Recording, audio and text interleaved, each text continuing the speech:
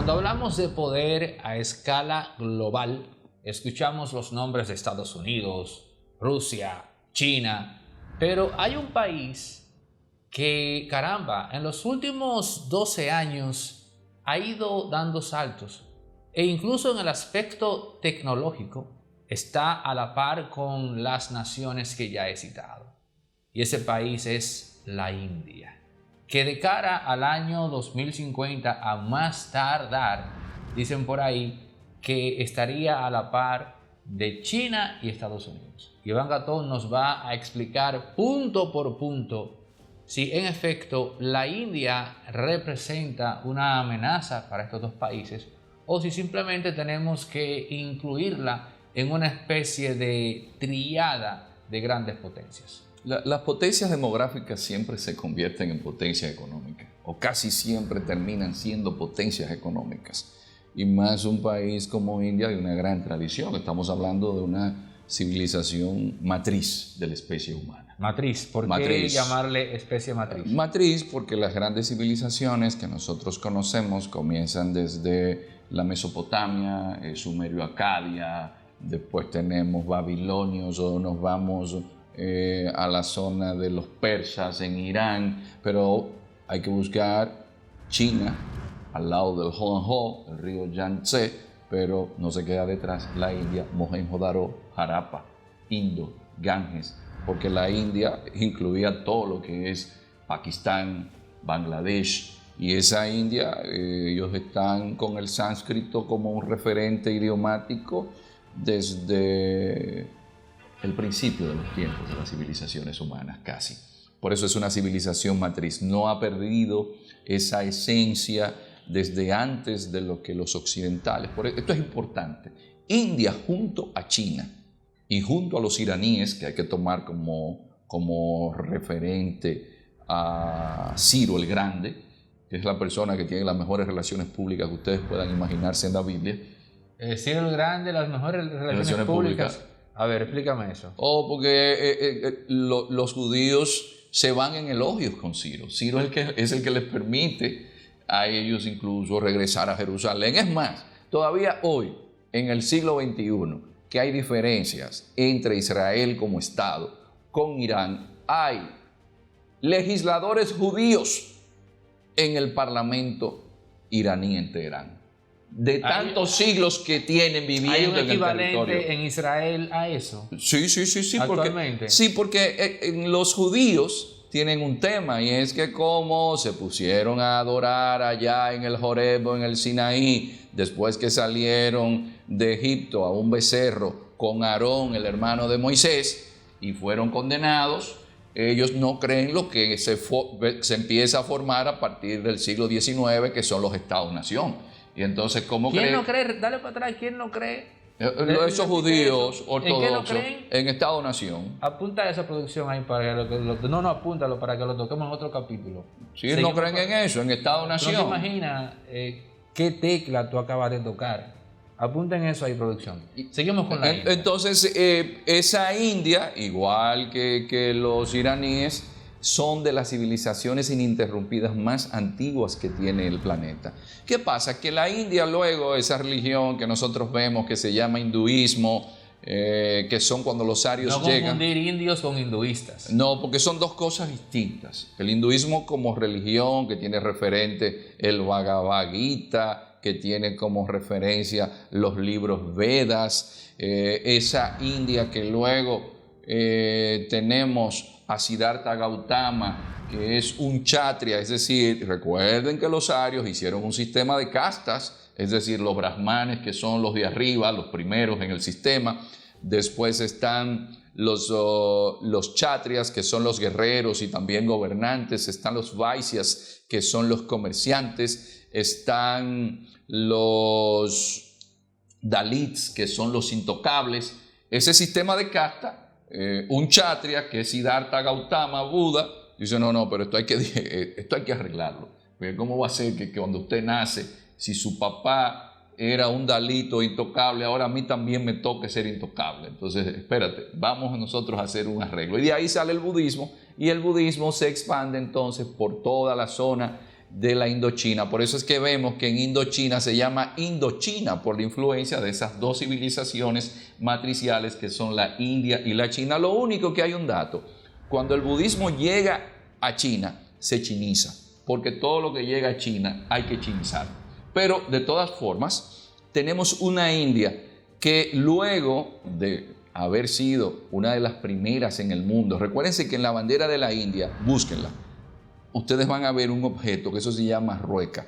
La rueca era para hilar, para hacer la ropa. Cuando los ingleses desarrollan la revolución industrial y deciden colonizar en esa zona de la India, una de las medidas que tomaron fue sustituir esa producción con la rueca de tela. ¿Para qué? Para ellos vender su tela. Por eso es que vemos luego a Gandhi que tiene una rueca y él fabrica su propia ropa. Entonces esa India llega, y ¿cuál es la joya de la corona de los ingleses? India. Y ahí India, igual que China, de los ingleses, pierde esa hegemonía económica. ¿Se puede decir que hoy día la India es un país democrático? La India es el país que tiene más votantes en el mundo, más de 800 millones de votantes. La India tiene un sistema parlamentario. Lamentablemente, aunque por ley está abolido el sistema de casta, socialmente es algo que tiene incidencia, pero podemos decir que esa India también, su antigua metrópolis, que es Inglaterra, le va a aportar, según el Fondo Monetario Internacional, en los próximos 5 años a la economía mundial, un 1.5%. ¿Y ustedes saben cuánto le va a aportar India? Un promedio de un 12%. O sea, vamos a ver, repetimos datos. La India le va a aportar al Producto Interno Bruto Mundial un 12% en los próximos 5 años, según el Fondo Monetario Internacional. Inglaterra un 1.5%. ¿No convierte eso por default entonces a la India en un país más determinante que Inglaterra? Le da más incidencia a una India que acaba de desplazar a China en cuanto a la población mundial. Es decir, India no solamente tiene más población que China, sino que China va a decrecer en población y posiblemente de aquí al 2100 se queden unos 900 millones de personas, mientras tanto la India crecerá a más de 1.600 millones de personas. De llegar la India a no solo sobrepasar, como ya has dicho que lo ha hecho, sino de llegar en términos geopolíticos y económicos a desplazar a China y a otras potencias, ¿no sería a su vez su auge un duro golpe, una estocada mortal a la creencia de que en efecto la sobrepoblación mundial es una amenaza para el equilibrio del medio ambiente? Pero lo que pasa es que también es un problema para el mundo occidental, que puede no tener hijos, pero en la tradición religiosa hinduista usted debe tener un hijo varón para la cremación. Entonces, cuando usted no tiene un hijo varón, usted tiene el problema que se da en India de que las niñas son abortadas. Entonces, hay un tema de cosmovisión. Cuando Indira Gandhi comenzó el proceso aquel de que se necesitaba control natal, eso le trajo inconvenientes. Porque las religiones, señores, si ustedes notan en el discurrir de los siglos, nunca han cambiado mucho porque son dogmas. Y la religión hinduista no podía cambiar esto. Mientras los chinos con sus reformas llegaron a bajar la población que tienen o estabilizarla, que fue uno de los acuerdos que llegaron cuando se establecieron sus vínculos diplomáticos, los indios no podían entrar ahí. Lo que sí podemos decir, y así hace una referencia a Neudi, a que la India se ha desarrollado tecnológicamente. No nos perdamos en algo. Los números que utilizamos todos no son números arábigos. Es que los árabes, cuando llegaron allá como musulmanes a conquistar, encontraron los números de la India. Es decir, si hay un pueblo con tradición en matemáticas, es la India. Por eso no nos podemos sorprender cuando en Bangalore tenemos todo este desarrollo tecnológico y que esa plataforma por la cual nosotros ahora estamos llegando a ustedes, la mayoría sean de la India. Y que tanto los alemanes... Tiene una industria de programadores y todo que trabajan por un monto muy módico, pero también no dejan de ser competentes. Pero es la formación que tienen en ciencias, en física, en matemáticas. Además, hubo algo importante y fue una reforma que se inicia con Vajpayee, que era del Bharatiya Janata Party, es decir, el Bharatiya Janata Party es el partido del pueblo, es un partido hinduista, que hay serios problemas porque uno de los países que tiene más musulmanes es India. Pero luego, con las reformas que él inicia, las continúa un Sikh. Los Sikhs son los que usan los turbantes en la cabeza. Y llega un Sikh que estudió como un PhD en Inglaterra, que es nada más y nada menos que Manmohan Singh. Y esto permitió una serie de cambios en las políticas económicas de India que hoy hacen que India no solamente tenga una gran incidencia en la zona, digamos, del Asia, sino que la tiene alrededor del mundo. Por ejemplo, en Trinidad y Tobago, de quienes descienden la élite gobernante del país con más gas de esa zona del Caribe, son de la India. Y si ustedes se van a Guyana, ¿por qué hay mucha gente de la India? Es decir, India tiene una población que va también a Sudáfrica. Por ejemplo, Gandhi vivió más tiempo en Sudáfrica casi, en su juventud. Vivió más tiempo de su juventud en Sudáfrica que en la propia India. India tiene más de 40 millones de personas viviendo alrededor del mundo. Tenemos un radicalismo religioso en la India equiparable al que se nos cuenta del mundo islámico. Sí, hay un radicalismo religioso que incluso el actual presidente en un momento dado estuvo acusado se le acusaba porque hubo una matanza de musulmanes.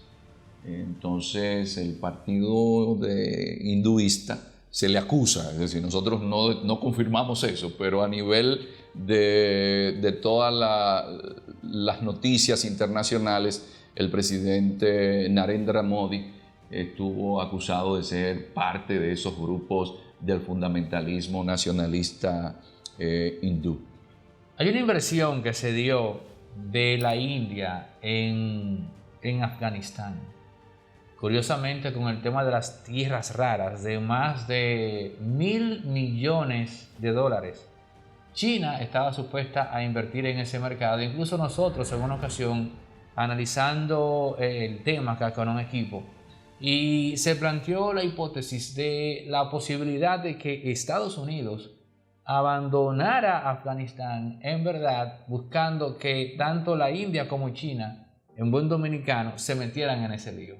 Sí, lo que pasa como la emboscada. Sí, lo que pasa es que Afganistán... En base precisamente a la mala experiencia de la India, no de China, que metió unos cuartos ahí y los cambios drásticos pusieron eso como en veremos. Pero lo que hay que ver es lo siguiente. Afganistán siempre ha sido el cementerio de los imperios. Y en el caso de... Y Alejandro Magno la pegó ahí. No, y en el caso de Afganistán, Afganistán tiene una mayor incidencia con los talibanes de los Pashtun, que son los que están en la zona que pertenece a Pakistán y que es la élite militar que incide en el poder en Pakistán y que son los enemigos naturales de la India, porque recordemos que cuando se da la independencia de la India, que inicia el proceso de descolonización, que eso lo tenía claro Estados Unidos, que tenía que comenzar un proceso de descolonización de los franceses y de los ingleses,